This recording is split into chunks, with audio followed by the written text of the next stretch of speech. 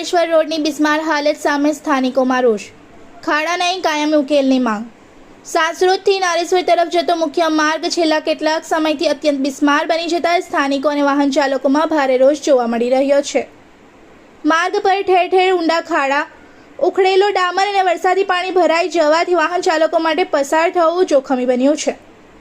સ્થાનિકોના જણાવ્યા મુજબ સાસરોદ નારેશ્વર રોડ પર કેટલીક જગ્યાએ અંદાજે 1 થી 2 ફૂટ જેટલા ઊંડા ખાડા પડી ગયા છે। વરસાદી પાણી ભરાઈ જતા ખાડાની ઊંડાઈનો અંદાજ ન આવતા અકસ્માતનું જોખમ વધી ગયું છે। ખાડા બચાવવા વાહન ચાલકોને અચાનક બ્રેક મારવી અથવા વાહન વાળવું પડતું હોવાથી પણ અકસ્માતની શક્યતા રહે છે।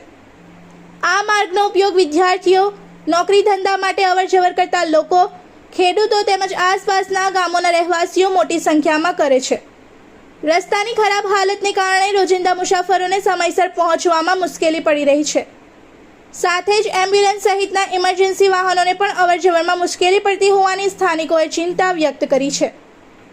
એડવોકેટ મિનેશ વકીલ, કરજણ તાલુકા કોંગ્રેસ પ્રમુખ પિન્ટુભાઈ પટેલ તેમજ કેટલાક વકીલો અને સ્થાનિકોના આક્ષેપ મુજબ રસ્તાની સ્થિતિ દિવસે ને દિવસે વધુ ખરાબ બની રહી છે, છતાં સંબંધિત તંત્ર દ્વારા કાયમી ઉકેલ માટે પૂરતી કાર્યવાહી કરવામાં આવી નથી।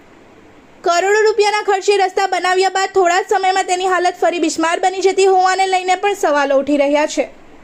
સ્થાનિકોએ તંત્ર સમક્ષ માત્ર ખાડા પૂરીને કામચલાઉ કામગીરી કરવાને બદલે ગુણવત્તાયુક્ત સામગ્રી સાથે રસ્તાનું કાયમી અને ટકાઉ ધોરણે સમારકામ કરવાની માંગ કરી છે। જો તાત્કાલિક કામગીરી નહીં કરવામાં આવે તો આગામી દિવસોમાં પણ અકસ્માતોનું જોખમ વધુ ગંભીર બની શકે તેવી ચિંતા પણ વ્યક્ત કરવામાં આવી છે। રિપોર્ટર તસીમ પીરાવાલા। નારેશ્વર રોડ પર જે ટેસ્ટિંગ કરવામાં આવેલું છે એ શાના કારણે કરવામાં આવેલું છે? 32 કરોડનો રોડ ધૂળ જેવો થઈ ગયો।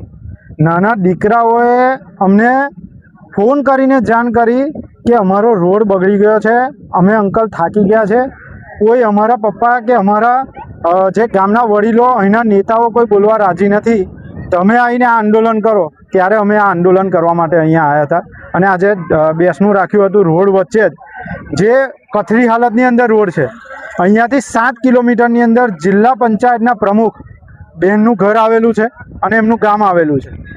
8 કિલોમીટરની અંદર ધારાસભ્યનું પોતાનું ગામ આવેલું છે।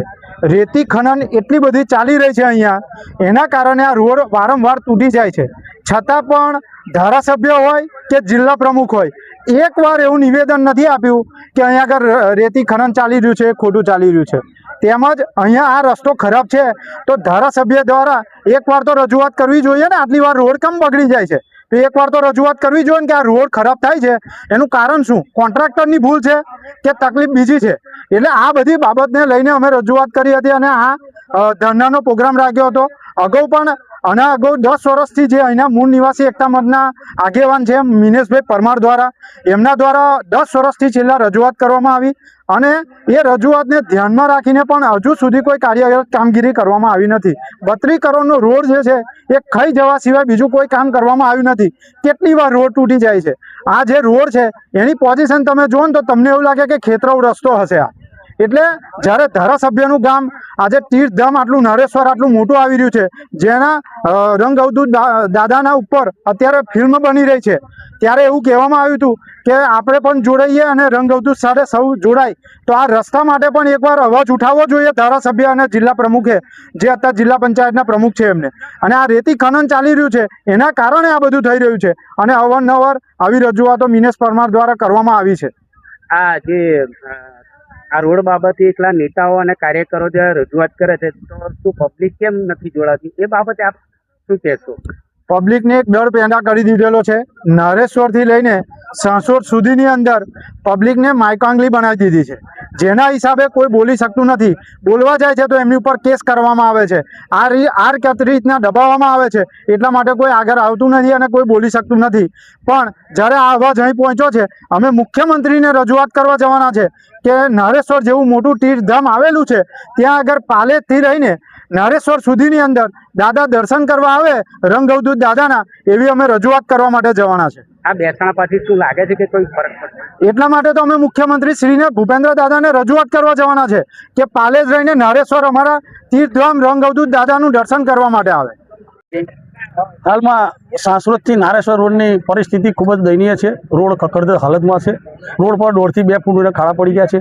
વાહન ચાલકોને ક્યાંથી પસાર થવું એક મોટો ગંભીર પ્રશ્ન ઉપસ્થિત થયો છે.